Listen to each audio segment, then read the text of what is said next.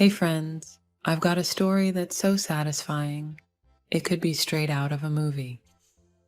You know those moments in life when you feel like you've hit the jackpot of revenge? Well, this is one of those stories. Let me set the stage. My name is Martha. A few months back, my father passed away. It was a tough time for our family, but we pulled together to get through it. Dad had always been a great provider, and he left behind a sizable estate, including the family home, some investments, and a vintage car collection that would make any car enthusiast drool. Now, here's where things take a turn. My older brother, Mark, suddenly became a little too interested in Dad's assets. He'd always been the black sheep of the family, and I should have seen it coming. At the funeral, he couldn't stop talking about how he should get the lion's share because he had kids to support and bills to pay. Classic Mark. I knew something was up when he started getting chummy with Dad's lawyer, Mr. Stevens. They'd have hushed conversations at family gatherings, and it all seemed fishy. I couldn't prove anything, though, until the day of the will reading. The whole family gathered in the lawyer's office, and there was an air of tension you could cut with a knife. Mr. Stevens began to read the will, and as expected, Mark got the lion's share of the estate, including the family home. My heart sank as I thought he'd won. But then Mr. Stevens paused, looked over his glasses, and dropped the bombshell of the century. Dad's will stipulated that Mark would only get those assets if he agreed to one condition. He had to live in the family home for a year, without selling it or renting it out. If he failed to meet this condition, everything would be split equally among the rest of the family, me included. Mark's face turned a shade of crimson I didn't know existed. He spluttered, protested, and even tried to argue. But Mr. Stevens was firm. It was like something out of a legal drama. The rest of us couldn't believe our luck. So there you have it, friends.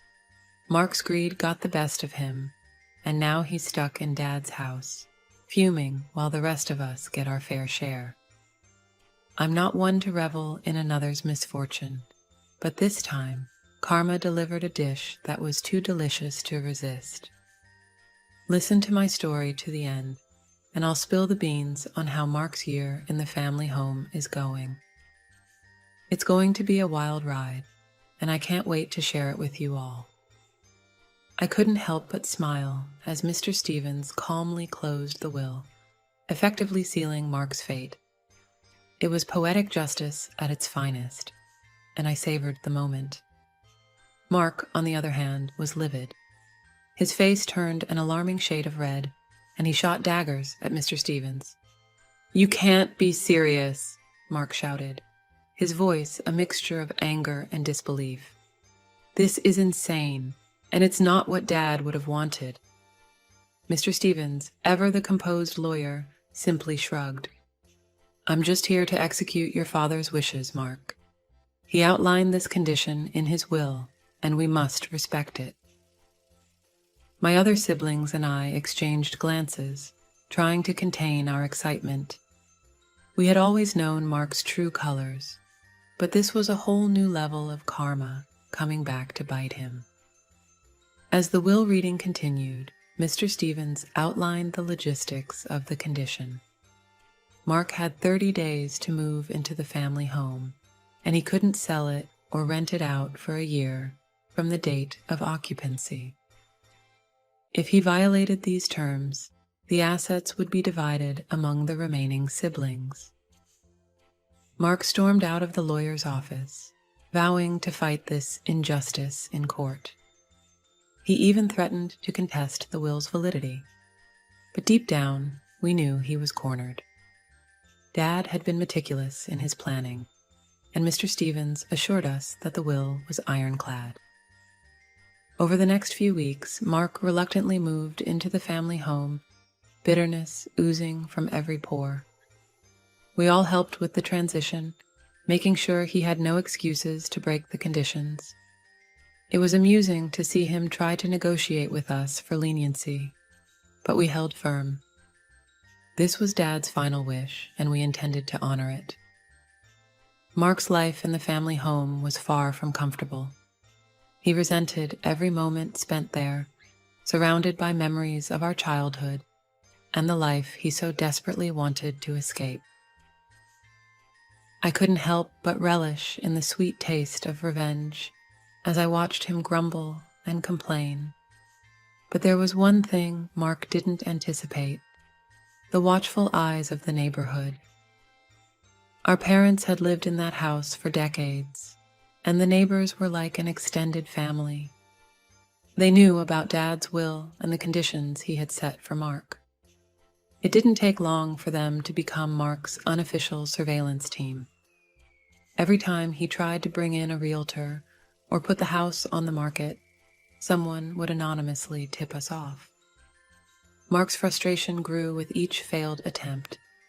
It was as if the universe was conspiring against him. As the days turned into weeks, Mark's resolve began to waver. He realized that he was trapped in a situation of his own making, and no amount of tantrums or threats could change that. The house, once a symbol of his potential windfall, had become a gilded cage. Next, I will tell you into the comical mishaps and neighborhood interventions that made Mark's year in the family home even more entertaining. Stay tuned, friends. Justice is being served one day at a time. As the weeks turned into months, Mark's predicament in the family home only grew more comical and bizarre, like a real-life sitcom unfolding before our eyes. It was a twisted form of poetic justice that I couldn't help but relish, given what he had put our family through. After all, he had unscrupulously seized our rightful inheritance, and now he was paying the price, quite literally, for his avarice and deceit. One of the most entertaining aspects of this entire ordeal was witnessing Mark's desperate attempts to maintain some semblance of his old life within the confines of the family home. You see, he had been a big shot in his upscale condo, living a life of opulence with a personal chef, a housekeeper, and a gardener to cater to his every whim. However, in the family home, he had to fend for himself, and the results were nothing short of comedic brilliance. I still vividly remember the time he tried to cook a meal for himself. It was an epic disaster of monumental proportions, a culinary catastrophe that would be legendary in family lore. Smoke billowed from the kitchen, and the shrill blaring of the fire alarm reverberated through the house as he desperately tried to salvage his burnt creation. We, the rightful heirs who had suffered his greed, rushed over, fearing for the safety of the house. Instead, we found Mark, frantically waving a dish towel in front of the alarm, his face smudged with soot, and his once impeccable chef's apron now a grimy, scorched rag. "You guys never had to deal with this," he yelled, pointing accusatory fingers at us, as if we were to blame for his culinary calamity. "I can't believe Dad's doing this to me." We couldn't help but chuckle at his culinary misadventure. It was a stark reminder that Mark was completely out of his element in the family home. His lavish lifestyle, which he had flaunted so shamelessly, had left him ill-prepared for the simple realities of everyday living that the rest of us had long since mastered. But the most satisfying moments of all were when the neighborhood, our silent allies, came to our aid. They had taken it upon themselves to enforce Dad's unorthodox conditions, ensuring that Mark didn't dare to try and circumvent them. If he so much as contemplated putting the house on the market, the local real estate agents would be discreetly informed about the will's ironclad stipulations. Once, Mark attempted to rent out a room in the house, perhaps thinking it would bring in some much-needed income. However, little did he know that one of the vigilant neighbors had assumed the role of a potential tenant, engaging in a charade that almost felt like an episode of a hidden camera prank show. At the very last moment, just as Mark was ready to seal the deal, the neighbor revealed the truth, leaving Mark flustered and fuming. His frustration knew no bounds, and we reveled in his exasperation. As the months dragged on, Mark's relationship with the neighborhood soured further. He had unwittingly become the pariah of the community, and people avoided him like the plague. His desperate attempts to garner sympathy from the very people he had once ignored or treated with disdain were met with icy indifference. It was poetic justice at its finest, a symphony of retribution conducted by the universe itself. Mark had grievously underestimated the power of unity within a close-knit neighborhood, and it had become his undoing. The collective strength of the community was a force to be reckoned with, and Mark was discovering this firsthand. But there was still one final twist in this tale of revenge, a revelation that left us all dumbfounded. Next, I will tell you how Mark's tumultuous year in the family home took an unexpected turn, shaking the very foundations of our family's legacy. Stay with me, friends, because this story is about to get even juicier. As the seasons changed and a year passed since Dad's funeral, the drama surrounding Mark's residency in the family home took an unexpected turn. It was as if fate had decided to add one final twist to this bizarre tale of revenge, and it left us all in a state of bewilderment. You see, despite the absurd conditions laid out in Dad's will, Mark had managed to hold on to the family home for an entire year. He had endured the comedic mishaps, the neighborhood's vigilant surveillance, and the utter isolation he had brought upon himself. But he was unyielding in his determination to cling to the house, convinced that he would outlast the stipulations of the will. However, Mark had overlooked a crucial detail, one that would prove to be his downfall. The family home was an aging structure, and its maintenance required not only financial resources, but also a deep understanding of its quirks and idiosyncrasies. Mark possessed neither. At first, we noticed minor issues: a leaky roof, a malfunctioning furnace, and creaking floorboards. Mark, in his arrogance, believed he could simply hire contractors to address these problems. But what he failed to realize was that the house had a peculiar temperament, and it seemed to rebel against his presence. The leaky roof became an incessant drip, defying all attempts at repair. The furnace emitted eerie, discordant noises that kept Mark awake at night, and the creaking floorboards seemed to whisper haunting secrets. It was as if the house itself had joined the neighborhood in its silent revolt against its unwelcome occupant. Mark's frustration grew day by day. He hired a slew of contractors, each more bewildered than the last by the house's bizarre behavior. Plumbers scratched their heads as pipes seemed to change course at will. Electricians were confounded by switches that operated in reverse, and carpenters found themselves entangled in a maze of hidden passages behind walls.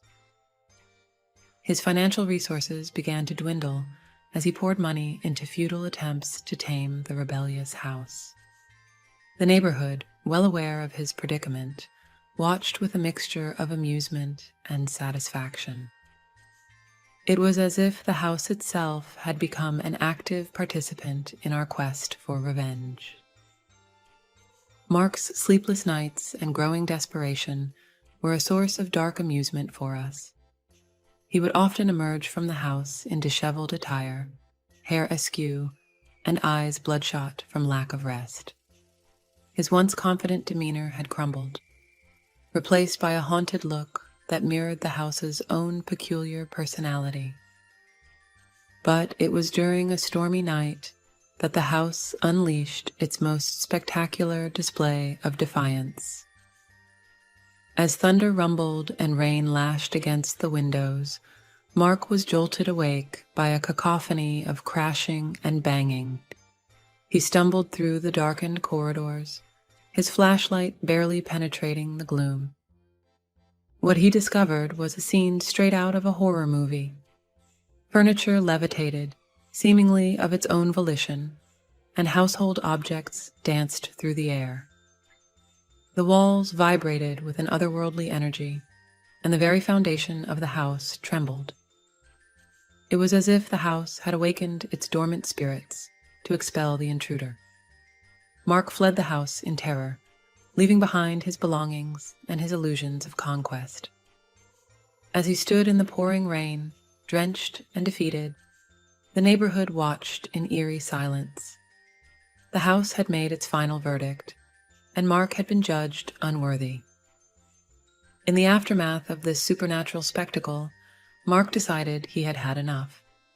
He relinquished his claim to the family home, realizing that some forces were beyond human comprehension. The house, it seemed, had exacted its revenge in the most enigmatic and poetic manner. And so, friends, our family home returned to us, no longer tainted by Mark's presence. The neighborhood, our steadfast allies, rejoiced in silence, knowing that justice had been served. Mark, once a symbol of greed and betrayal, faded into obscurity. But the tale doesn't end here. Next, I'll share the ultimate twist in this saga, an unexpected discovery that shed light on Dad's true intentions and left us with a newfound appreciation for the eccentricities of our family home. Stay tuned for the grand finale. As the dust settled on Mark's hasty departure from our family home, we thought the tale had reached its conclusion. The house, having successfully defended itself against the invader, returned to its serene, if slightly quirky, state.